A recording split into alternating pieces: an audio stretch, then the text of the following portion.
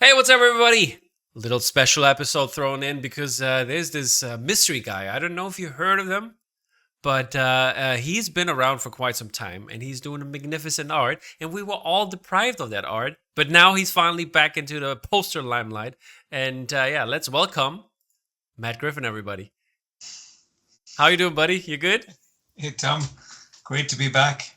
Thanks for the Yeah, lovely intro.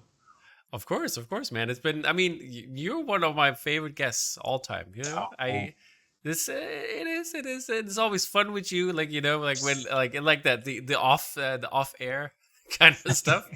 It's always good to have you around. Like with funny anecdotes and cool things that you have been experiencing over your very long career. But how about you tell us what happened? Where were you? Under which rock did you crawl?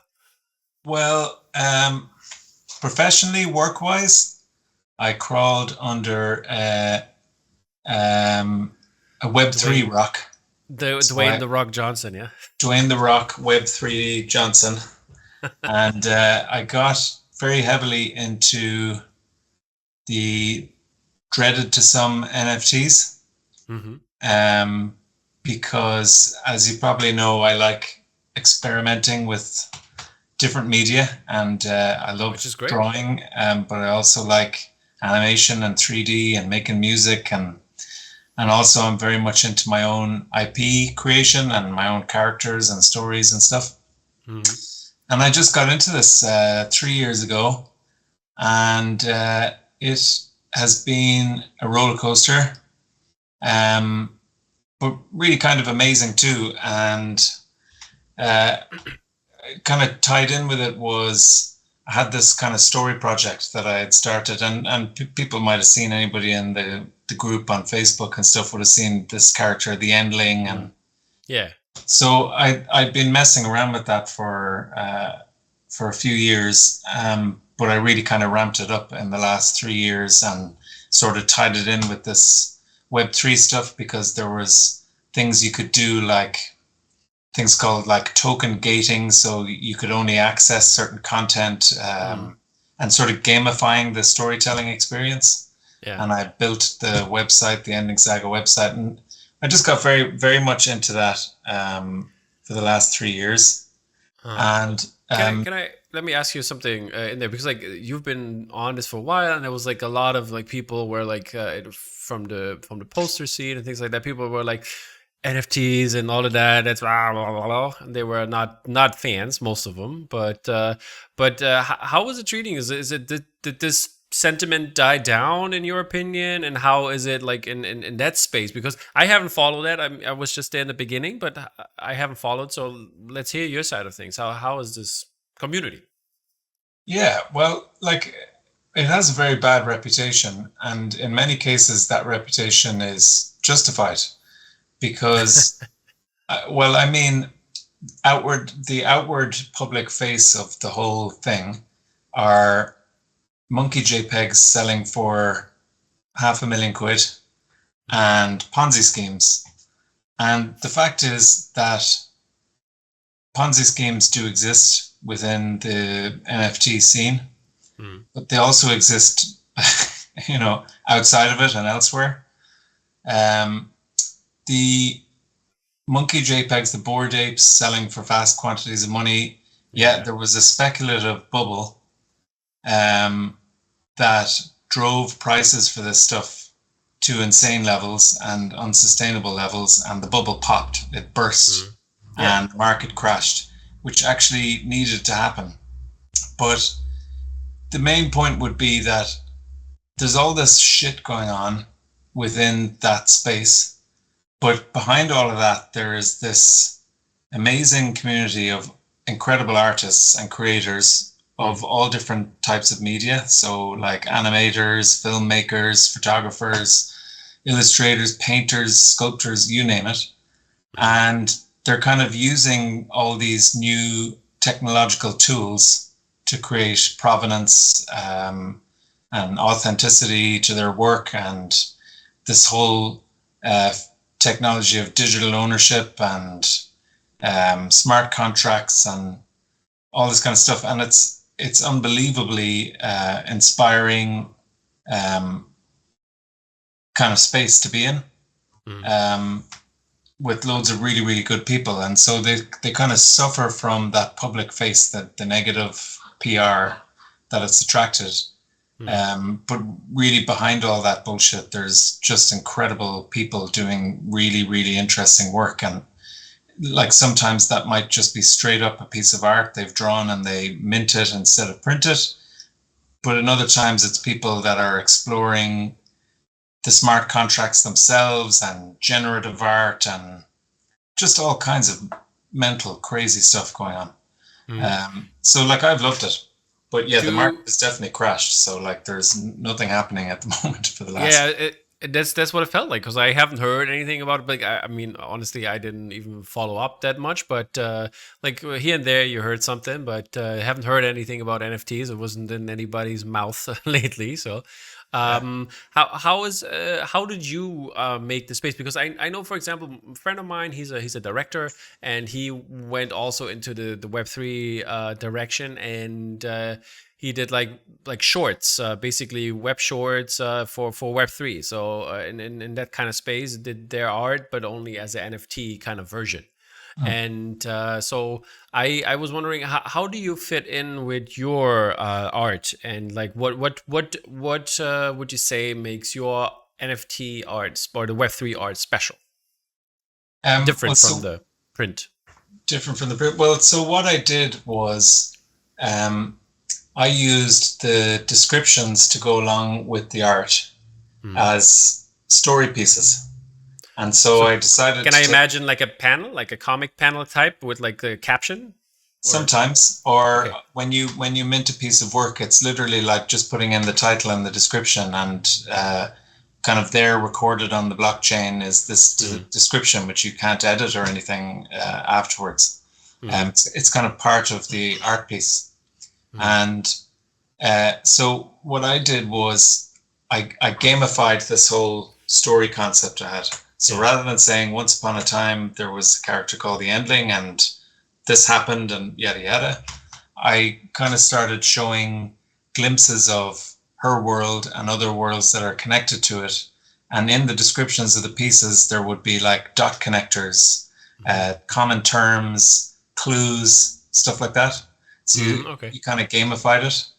And pretty much everything I minted was based on that. So anybody who took the time, and let me tell you, in today's attention economy, it's hard to convince people to kind of trawl through hundreds of descriptions and find dot connectors unless it's an IP that's already established. But that's what I've done. And then, so building up the website, you're kind of showing all the artwork that people would recognize in the spaces, in the scene of, having been minted and sold or whatever. You're showing how it all pieces together. Where can people find it? I mean, I'm going to pull it up also, the website. Is it, which one? It's theendlingsaga.io. Theendlingsaga.io. Yeah. The Endling Saga. I think I typed it right. Will I put it in the chat? Yeah, put it in chat. So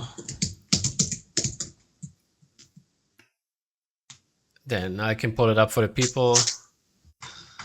I found I wrote it with like Ent, like the Ents from Lord of the Rings. That was my mistake. It's all just an experiment in storytelling for me, and the digital ownership meant different things, as in it meant that multimedia work could be ownable.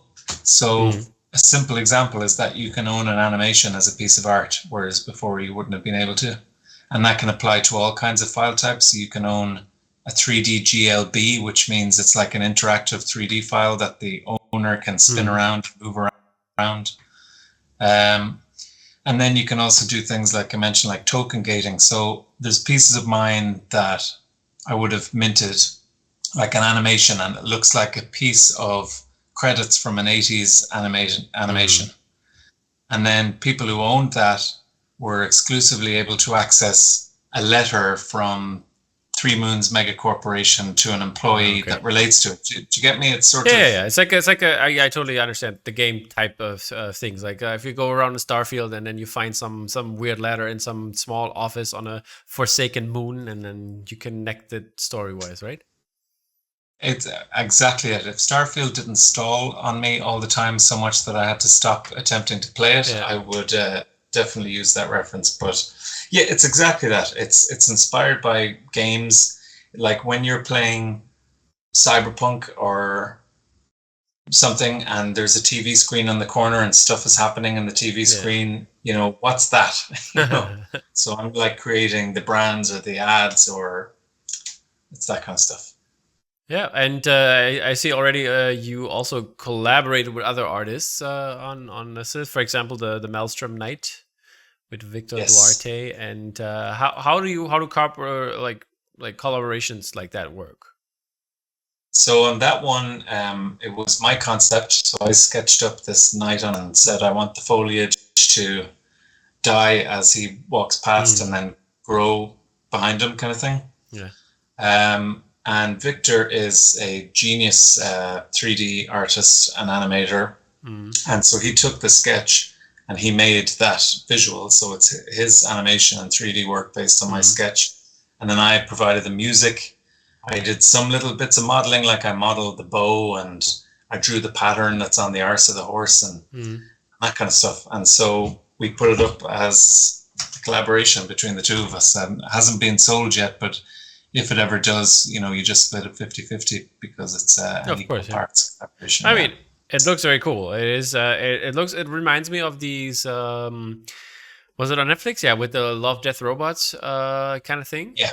This Yeah, is he should what it get reminds an me of. episode. Yeah, he's definitely someone who I think I've even tweeted to them saying you need Victor in your next Yeah. series. And there on that piece, actually, when you read the description, there's like a little, it kind of sounds like a medieval song or a poem. Yeah. But then there's a whole story written about who the Maelstrom Knight is and how he relates to another character that's Mm, the previous, that the similar thing has been done with. yeah. And only the owner of that one piece, and it's a one of one, so there can be only one owner, they would be the only people able to access this secret piece of story which connects them to Ah. the rest of it. Do you get me? So it's Yeah, yeah, like, totally understand. Yeah. So yeah, basically it's about collecting and storytelling and on a very big scale. So which is basically what, like, when I put it in poster terms, there's the collecting in there, and as we have the story, like the movies we've watched, connect with that, and yeah, it's on a similar level, personally for me at least. yeah. And like it won't all be purely Web3 based either. The plan is most definitely to have prints and Mm. other pieces of merchandise. There hopefully should be some updates on my more personal work and character Mm. stuff as screen prints Yeah. with the gallery, but I'll talk about that more in time. Okay. But that's it. This is the dream. It's like I think I actually posted about it on Facebook at the time, 2017. The third book had Yeah. come out, and I was like, I have this crazy idea, but I don't know if it can ever happen. Yeah. Because I didn't know about this kind of multimedia digital world that I could use. And I just found the perfect kind of home for it. The whole Mm. metaverse thing, I know it's also got a bad reputation. People just see it as sort of janky looking avatars and Yeah. Mark Zuckerberg with no legs. But to me, there's a whole lot more to it. And I still kind of see it as the future of the internet. So Yeah. I'm diving in. How like, I mean, it is really hard for people who are, I don't want to say visionaries or anything, but who kind of like, dabble in tech and like are excited by this stuff. But how would you excite like maybe a collector from the postal world, or how would you like get a commoner excited to get into this? Well, I think in the very near future, a lot of the inhibitors to people getting involved in digital ownership are going to be gone. So what I mean by that is when I started and over the last 3 years, in order to get in, you had to like download a digital wallet, pay gas fees, learn about smart contracts, blah, blah, blah. There was a whole pile of things you had to educate yourself on in order just to fucking, make the first steps to buy a piece or to mint a piece as an artist. Whereas the way it's kind of moving is all of that is going to happen under the hood. So digital collectible items. So you have the likes of Marvel and Disney and these companies starting to dabble in it too, where you can own a digital toy, let's say, for example, like a 3D model of Boba Fett. And it exists digitally, and it's a GLB, so you can spin it around on your screen and inspect it and zoom in and all that kind of stuff. But you own this one thing because the token is attached to your unique digital wallet. But all of that stuff, the kind of jargon and convoluted stuff, is all going to happen under the hood. So you'll put in your email address, you'll pay $20 US via your PayPal or whatever you're used to paying with. You'll have a website interface which shows that you own this Boba Fett statue, and all the janky stuff is going to happen under the hood. So it'll remove those barriers that make it sound like, hang on, what am I signing up for? And do I need a degree to be able to understand this stuff? Yeah. And then if you're into more analog art and you're a print collector, these things can tie in. So you can buy your print, and with that also comes, if you choose to redeem it, the digital collectible. And maybe the digital collectible has a VR code or something unique on it that gives you access to something else, like the SEP files or the work in progress video, or, it could be absolutely anything. Yeah. You can use it instead of Patreon to say, once you hold this digital identifier key, you get exclusive access to prints that nobody else does. And I know you can already do those things, but this makes it kind of infallible. And in the future, in a Ready Player One style digital world, which is becoming more and more likely, this is the way things are going to work, but I don't think you'll need to know all the bullshit jargon and the MetaMask digital wallet and all this stuff. I think it's all just going to happen the way people are used to things happening. Okay, I mean that would be very important, obviously, for the people who are not as savvy. I remember there was this was a kind of like not a gallery kind of thing, but like a collector's page. I forgot the name, sadly, but they basically, you had your man cave, and every time you bought like an NFT, you could like put it in your basically virtual apartment. So you could just hang out and like look at art, like jump into a video or something like that. And I thought that was also really cool. Like, like having your because like it's like weird when it comes to like collecting stuff, because like all the stuff you on the screen, you see basically just a tiny bit of it, but there's like 300 more posters in the flat file and like 40 more in the apartment, and people only people who visit me can see that, but like on a virtual level they could just walk through my gallery technically. So exactly, yeah, there's loads of examples of exactly that. There's on cyber and spatial. Like virtual galleries are a major thing. And what you got to remember as well is that with the advent of spatial computing, so Apple are getting in on the game with their Vision Pro, and Meta are going to be getting into more mixed reality spatial computing stuff. It's just, we're at the very dawn of it now, but I mean, this is going to happen where, holographic augmented reality stuff is very much the norm. And when they stop being gigantic headsets, probably in the next 4 to 5 years, and there's something more manageable like a pair of glasses, when you walk into your house and you've got all your prints on the wall, if you choose to, and if it's not something that kind of offends the analog collector in you, you can update all the images in your apartment. And when you've got the glasses on, they all show different art. Yeah. Or like you say, you can have that virtual space where you can invite anybody to come in and look. And it doesn't matter how many prints you own. You can own 3,000 of them. You can have the biggest virtual space you can possibly imagine, like an aircraft hangar, and put all your work for a display in there.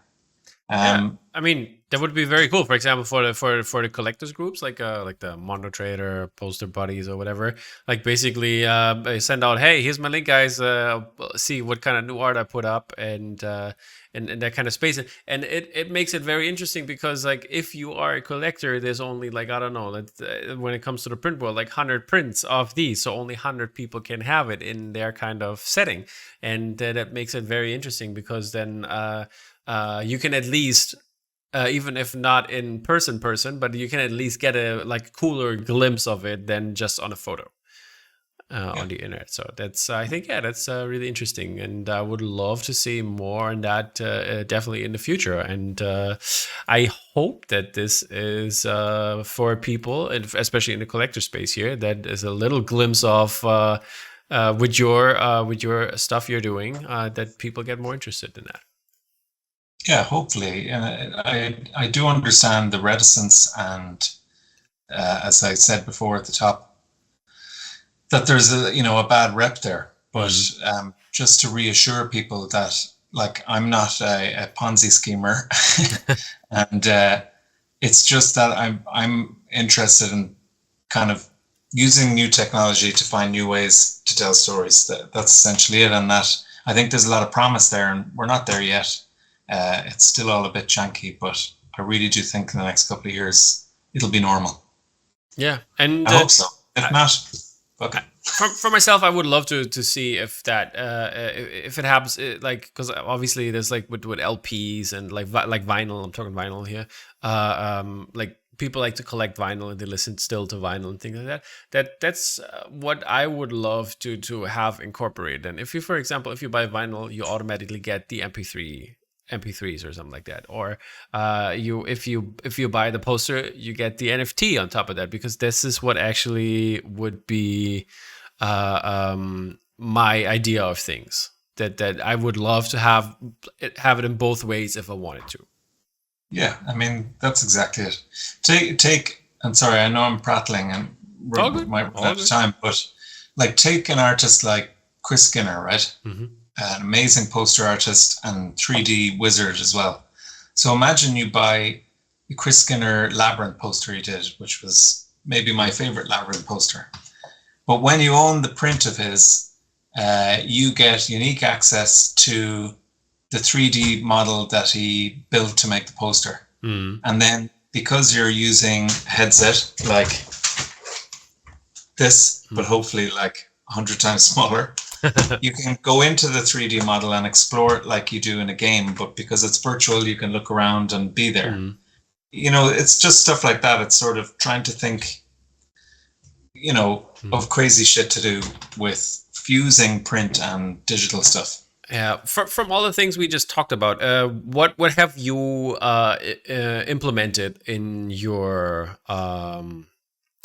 Web3 stuff? So there's loads of different stuff I've implemented, and the way I'm doing it is that if you see on the website, there's different story worlds, but they're all actually connected, and that all of these separate story worlds actually belong to one overall overarching story.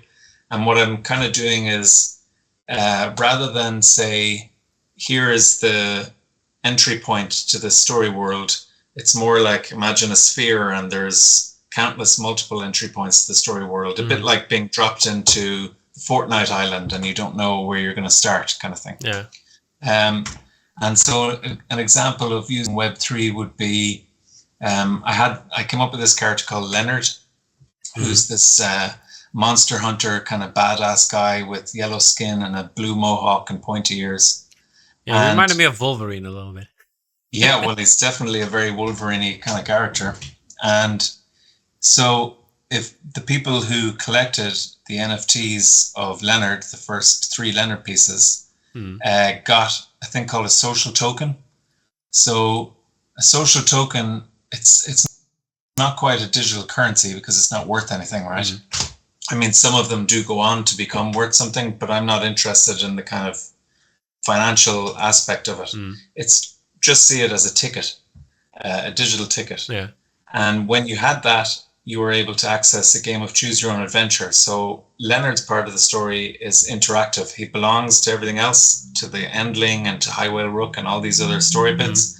But his movements and how he makes his way through the story is controlled by the holders of his NFTs. So we've been playing this game of choose your own adventure where I'm the dungeon master and I write it in Leonard's voice, the way he talks, and he's very crass and foul-mouthed and stuff. And that's what we've been doing. So we've got a bunch of people in there playing this game and they just vote on his actions. So I describe what's going on and then I say, what'll I do? Will I run away? Will I fight this fucking thing? Whatever. Yeah. And then they vote. And that part is done on a Discord server. Yeah, and I've seen also it is you have a Twitter page even for Leonard. Yeah, but I am getting rid of that because I just never updated it. It's hard enough managing. I actually have 2 Twitter accounts which I need to keep up to date because when I got into all this, I set up a separate Twitter because the idea being just full immersion. I only want to follow accounts that are into NFTs and stuff. And by the way, nobody called it NFTs at the time. This was crypto art, and so not that matters, but maybe it gets rid of the horrible term which people associate, with such bad shit. So I set up this account, and a couple of friends got into it at the same time, like James White, Signal Noise, and these guys. It was him that suggested I use my childhood nickname, Griff. And I set up this Griff Twitter account and just kind of thought, like, I'm just going to throw up the odd piece of art and follow accounts that know about this stuff so I can learn from them. And it quickly kind of grew, and it's way past out my following on Twitter that I've had for 10 years. So like it's got a big following, and it sort of became social media home for the last 3 years. But now what's happened is I'm kind of left with separate audiences, and my hope really is that I can just merge the two and just be me and say, here's a print and here's an NFT. But at the moment, I probably think I'll keep them separate just for a little while longer, because there is still backlash out there on it, and you don't want to alienate people. And I wish I could explain to everybody the way I'm explaining to you. I mean, you just did. So I just did. People are going to see it. True. So yeah, and I'm in it for the right reasons, and that there are bad actors for sure, but there's bad actors in fucking every walk of life. My mum said to me, "Do you know what I heard? I heard that criminals are using cryptocurrencies." I was like, "Yeah, but they use regular currency too. Doesn't matter that it's crypto. So, anyways."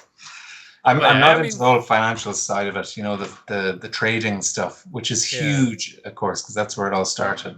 That's just not for me. I'm just there for the art, Indeed, and that's you can tell. I mean, either you have hidden something, or you're not a multi-billionaire now. So no, sadly, the bubble popped, and no, it's back to being poor, impoverished artist. But it was crazy. It was completely unsustainable for about a year.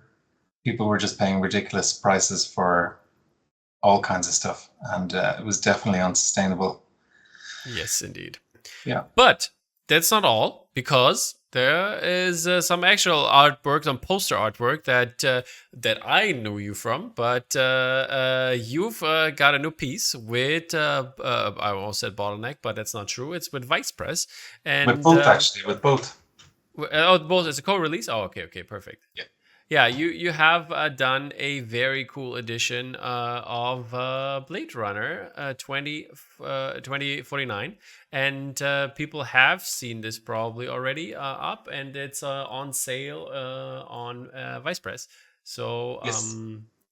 On the website, I don't know, is it coming to Bottleneck as well? They did Bottleneck yesterday, and their allocation sold out. But I think there's still some on Vice at time of recording. Yeah. That's I was just going on the site. I think it's still available there. It's an edition size of 275 for the reg, and is a 24 by 36 inch piece. I'm trying to because I did not did not grab the original one. I have only your sketches, which we will show in a minute here. But this one might work. Hold up. Oh, that's very, very tiny. Okay. The preview is very tiny. Oh no, there's a bigger one. Oh. Let me grab this one here. Let's see if that's bigger. Boom. There it is, people. There you have it. All the information as well was available yesterday. There is the reg, which has the English title and has this Las Vegas kind of desert feeling with color wise, and then we have the more frosty Japanese. It's Japanese, right? Yeah, it's Japanese. Yep. Japanese version, which goes more along with later on in the movie when the snow is falling. Yeah, there you go. But that's and that's on foil too. So those kind of silvery inks, I think, are going to look very nice. Yes, I have to say I really love the title treatment on this one, with the Japanese one. The English one is also really cool, but I don't know. I'm a sucker for any kind of Asian titles.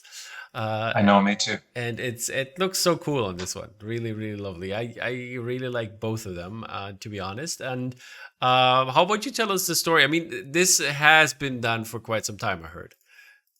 Yeah, this is like, I think I started on this about a year ago, at least. It wasn't a case of working on it solid for the last year. It was kind of coming to it in bits and bobs. And I kind of originally started with a very different concept, which I sent you the roughs for. So originally was going to do the kind of, kind of more nighttime city with the Joy holograms, and there was going to be two of them to show that, she's not actually unique to him, and the spinner kind of flying in the center of the city. But as always with these things, the best art director ever is Matt Ferguson. And he said, no, I'm not into it. I was like, what are you talking about? This is going to be cool. Look at these different colorways. He's like, no, I'm not feeling it. The typical. And also everybody, we're getting a lot of Joy holograms. Yeah. And so think of something else. So I went back and I've already watched the movie countless times because I love it so much. But I went back again and I thought Vegas is the scene to kind of set the mood for me. And that statue, the woman I have in the poster, is a statue when he first kind of arrives in Vegas. And we took it from there. And then I think I already sent you, or I also sent you an early whip of that poster, the one that did make the grade. Yeah. And she's slightly different. It's just different composition. She's bigger and there isn't as much city. I kind of just hinted at that mad pyramid structure they've got going on. And it was just more art direction and pushing it. And Matt always knows best. So like, I don't argue anymore. I just, I go with it. And he pushes me, but always for the best. Like every time it results in better work. So I just listen now. I scream internally, but I just listen and get on with it. But yeah, it turned out really, really well. And I mean, I'm also a sucker for architecture, as you know. And as we've talked back, but when we had the first interview, we talked about the anime architecture book that yes. You presented it somewhere. But I don't know if you've noticed, but the guy is a German, Stefan Rickles, and he is in Berlin, and he had a show actually with where he was doing prints, and he also sold original background drawings. Oh fuck! I would have loved to have seen that. That book's a favorite actually. It is still happening. I think right now he has it. He had new prints, and he also has a show in Tokyo right now. But I think he's coming back at some point, and then there will be. I think there was some talk because right now they had more like these mega cities, city types, and there's also some talks. But when I talked to him earlier, I think was it last year? I think it was last year earlier or this year, early this year, somewhere. And he said that they are looking into Studio Ghibli stuff, like the nature backgrounds. Wow. Oh man, that'll be amazing. That would be. Oh, Nobody does nature backgrounds like Ghibli, like exactly. And you so just want to go there. that's pretty cool. Yeah, but I would have loved. Obviously, the drawing is perfect, but I would have loved to see some more architecture because this is, especially in Blade Runner 2049. It's so there's so many great architecture moments, and it's just incredible. True. Yeah, absolutely. There really is. I guess it was sacrificed for atmosphere. Mm, So I think the one thing I would say that I'm not the best at anatomy yeah. or lighting, but I think one thing I do try to get is atmosphere. So when I'm doing the poster, I try to think about how you feel watching it and try and replicate that Mm, kind of thing. Do you get me? Does yeah. that sound completely up my own butt? No, no, no, no. Like that's really, I really hope that, and the same with all the other prints with 2001, and Mm. it's about a feeling as much as the visual stuff. So yeah, like those Vegas scenes, it's just so choked in yellow air or Mm. dust, that I Did thought you I'll just hint at these things. Did you choose the framework for it? Like because like all the latest ones were all kind of similar in with this kind of framework, like the aliens one, for example. Then 2001 obviously was, and things like that. Was there a purpose to keep this kind of series going, or was it a like a choice for the frame? So for this one, it was so Alien wasn't quite. Alien just came out the way Alien came out. Then 2001 came out the way it came out, and then yeah, Ferg said, "Let's keep this going," kind of thing. Mm. So we'll do this a similar framing device for 2049, and then possibly even stick to it, or certainly mightn't be identical. I don't know if we're going to do exactly the same thing with a different image and a different movie title, but Mm. certainly that they could sit alongside nicely together would be the plan. So next up would be the creator poster. I would love to do a creative poster. I'm dying to see the film. So no, I've got a few on now. So I've got one nearly finished for Bottleneck, Hmm. and that hopefully, Can you well, it's still got to say get set and all that. Can you say which IP it is? No, I Okay. don't think so. I think Joe wants to put out a teaser. So Oh, okay. I think once the teaser comes out, it'll be very clear what the IP is. And then I'm actually working on another couple for Joe, which would be both based around the same story, Hmm. but very different takes on this legend. And they're both known films, Yeah. a little bit more obscure, maybe. Um, I've had this kind of long running battle with the thing, Mm. um, but we still want to do that. And we're still working it out and battling with that. But I've Mm. had these kind of concepts, so it's just fine tuning that. But at some stage, I will have a thing print out, and then anything else. Like when I got back, we were putting out 2049. I've said to both Joe and James and Matt advice, like, put me in, coach. Like I really genuinely have missed it so much, and not just the making of the posters, which I love doing, but also all the fun and the community, and when we did amp jams and Yeah. your podcasts and all those things, always just such great crack. So I'm kind of looking forward to getting back in and going to come out with a whole bunch of prints now. That sounds very good. That Matt Griffin is finally back. That we can share in the beautiful art you're doing. And so, thank you so much, Matt, for coming on today and sharing obviously a lot about what happened in the time away from the poster world, but also obviously the behind the scenes of this beauty that you just put out. And yeah, more on the other stuff soon, people. So stay tuned for that. And Matt, I'll give you the last few words so you can use it as a plug, shout out, do whatever you want. Well, shout out to you, Tom, for having me back on. Thanks and it's great to see you again and great to chat again. And shout out to all my friends from the poster community and the Web3 community. and let's all be friends and just embrace the future. Those are That's some what I great think. words. Some great words. Thank you again, Matt. It has been a pleasure. And we'll see you soon. Bye, guys. Cheers. Thanks.